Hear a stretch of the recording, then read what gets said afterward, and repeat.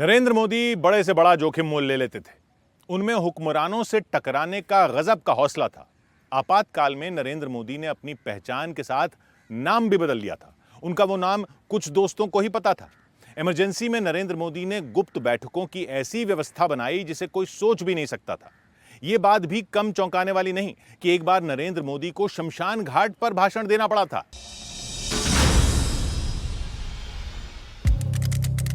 2 जनवरी 1974, लाल भाई दलपत भाई कॉलेज अहमदाबाद।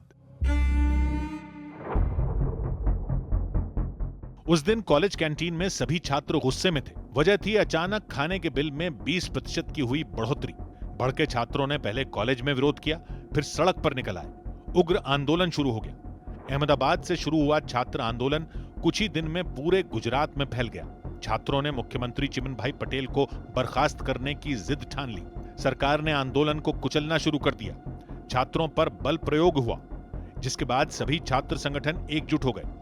नवनिर्माण समिति बनी। नवनिर्माण आंदोलन व्यापक हुआ तो सख्ती बढ़ने लगी। छात्रों पर लाठियां चलने लगी। सरकार ने आंदोलन रोकने के लिए सेना को उतार दिया। गोलियां तक चलवा दी, जिसमें 100 से ज्यादा छात्रों की मौत हो गई।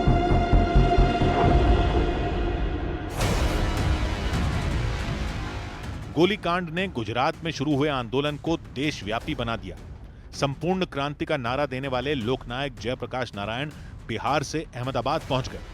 जेपी जैसे करिश्माई नेता के आने से नवनिर्माण आंदोलन को नई ऊर्जा मिली, जिसके बाद युवा शक्ति ने चिमनभाई पटेल की सत्ता पलट दी।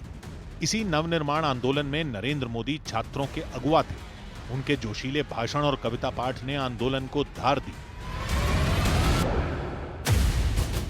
जब कर्तव्य ने पुकारा तो कदम कदम बढ़ गए। जब गूंज उठा नारा भारत मां की जय, तब जीवन का मोह छोड़ प्राण पुष्प चढ़ गए। कदम कदम बढ़ गए। टोलियों की टोलियां जब चल पड़ी यौवन की, तब चौखट चरमरा गए, सिंहासन हिल गए। प्रजातंत्र के पहरेदार सारे भेदभाव तोड़, सारे अभिनिवेश छोड़ मंजिलों पर मिल गए। चुनौती की हर पंक्ति को सब एक साथ पढ़ गए। कदम कदम बढ़ गए।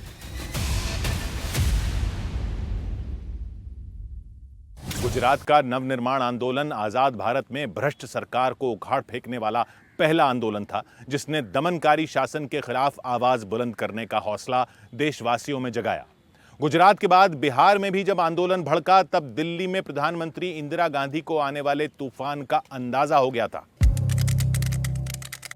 25 जून 1975, रामलीला मैदान, दिल्ली।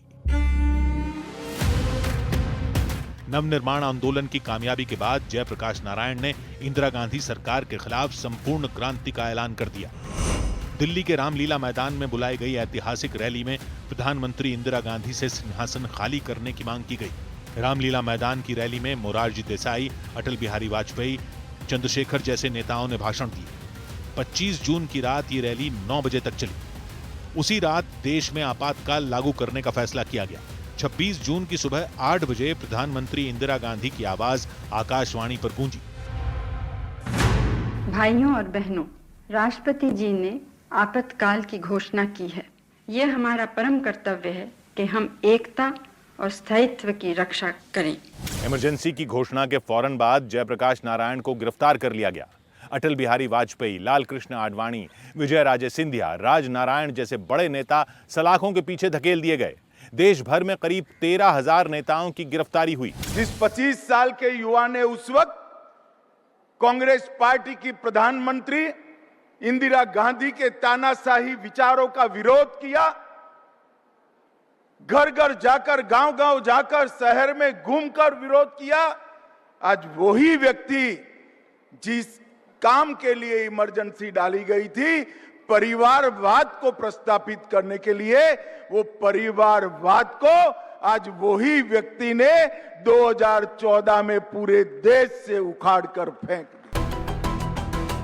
तब नरेंद्र मोदी जैसे नौजवानों ने मोर्चा संभाला। आपातकाल विरोधी अभियान में जुटे नरेंद्र मोदी ने अपना नाम बटुक भाई भी रखा था। लेकिन लीड करना है तो कैसे रहना चाहिए, वो अपने आप में ही स्वभावगत मुझे लगता है नरेंद्र में है। संघर्ष के उन दिनों के नरेंद्र मोदी के वरिष्ठ सहयोगी वसंतराव गजेंद्र गडकर का अचानक निधन हो गया। वसेंद्र गजड़कर के अंतिम संस्कार में काफी लोग जुटे थे। उन्हें श्रद्धांजलि देते हुए नरेंद्र मोदी ने तब शमशान घाट पर आपातकाल के विरोध में भाषण दिया था।